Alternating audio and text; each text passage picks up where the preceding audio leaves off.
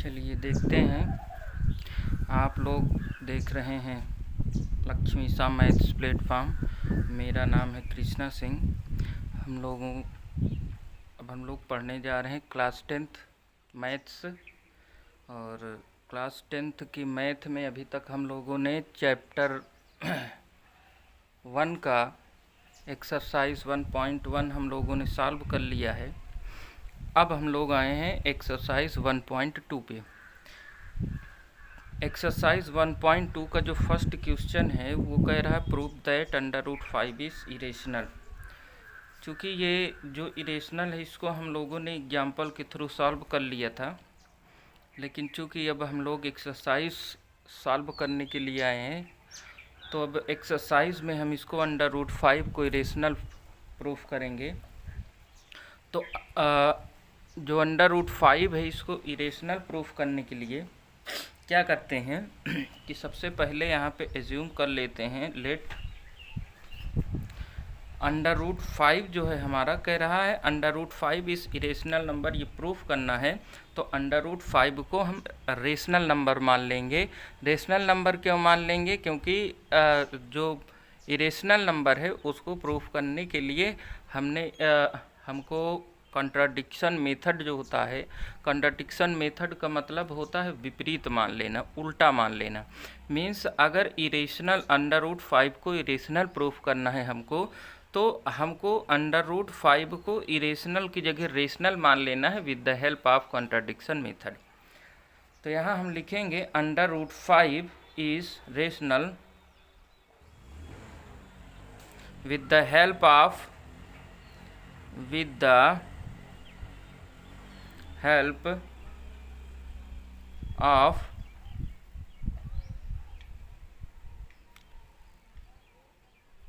contradiction method. ये हो गया।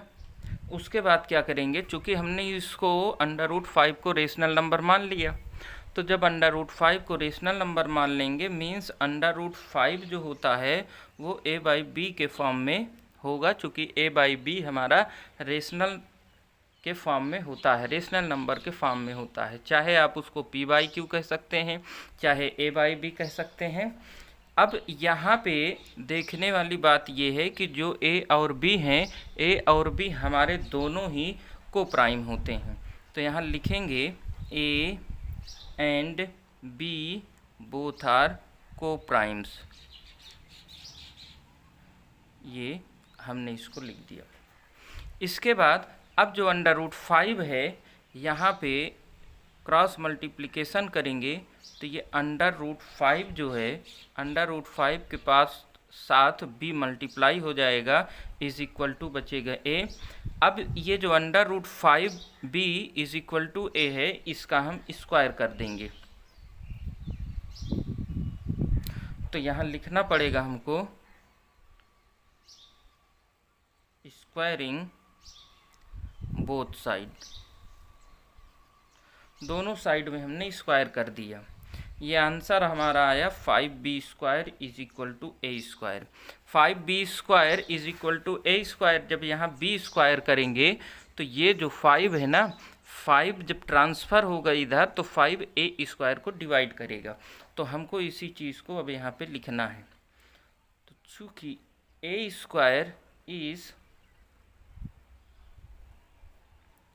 डिविजिबल बाई 5, अगर a² जो है वो 5 से डिविजिबल है तो यहाँ पे a जो होगा a भी 5 से हमारा डिविजिबल होगा। तो a is also divisible by 5। ये हमने इतना लिख दिया। इसके बाद करेंगे क्या, लेट यहाँ पे चूँकि 5 जो है 5 से a हमारा a² या कहिए a दोनों डिवाइड है, तो a की हम कोई वैल्यू यहाँ रखते हैं। तो a की वैल्यू हम रखते हैं यहाँ पे, चूँकि 5 से डिविजिबल है इसलिए a की वैल्यू हम 5c रख लेते हैं। तो ये a की वैल्यू है हमारी 5c। अब क्या करेंगे, ये ये जो ऊपर वाला था इसको हम इक्वेशन फर्स्ट करेंगे। ये है हमारा इक्वेशन नंबर फर्स्ट। तो यहाँ पे लिखेंगे put the value of A in equation first. Equation first में हम ए की वैल्यू को पुट कर देंगे।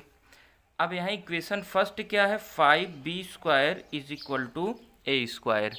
ये हमारा क्या है, इक्वेशन नंबर फर्स्ट। इसमें हमने ए की वैल्यू पुट कर दी। 5b² इज इक्वल टू ए की वैल्यू पुट करना है हमको 5c।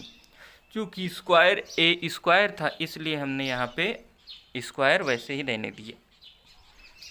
अब यहाँ पे 5b² इज इक्वल टू 5 5 जा 25c²।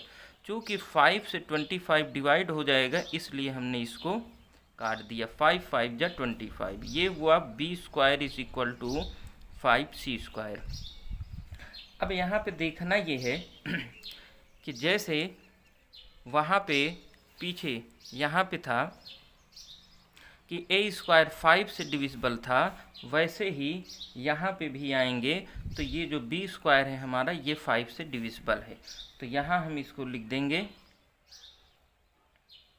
b² is divisible by 5, so b is also divisible by 5। तो b भी हमारा 5 से डिवाइड हो जाएगा।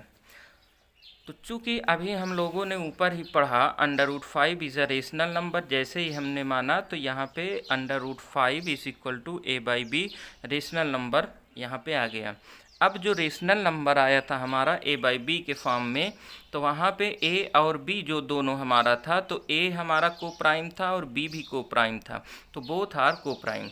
तो जब दोनों को प्राइम था तो को प्राइम का मतलब क्या होता है कि को प्राइम का मतलब होता है कि a और b में कोई भी कॉमन फैक्टर नहीं होंगे विदाउट 1 को छोड़ करके, क्योंकि 1 तो चाहे जिस भी नंबर का आप लीजिए फैक्टर, वो सभी में 1 रहेगा एस फैक्टर के रूप में।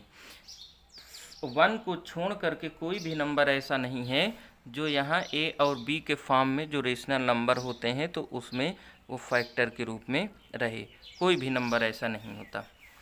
तो यहाँ पे चूँकि को प्राइम होता है कि जिसमें फैक्टर के रूप में कुछ मिले ना 1 को छोड़ करके, लेकिन यहाँ हम देखते हैं तो यहाँ जो हमारा a² है इसको 5 डिवाइड कर रहा है, और यहाँ आगे आएंगे तो ये 5b² को डिवाइड कर रहा है। मीन्स 5 ऐसा है जो a² को भी डिवाइड कर रहा है और यही 5b² को भी डिवाइड कर रहा है। मीन्स यहाँ पे हम लिखेंगे a and b having common factor as 5। 5 हमारा कॉमन फैक्टर है, सो दिस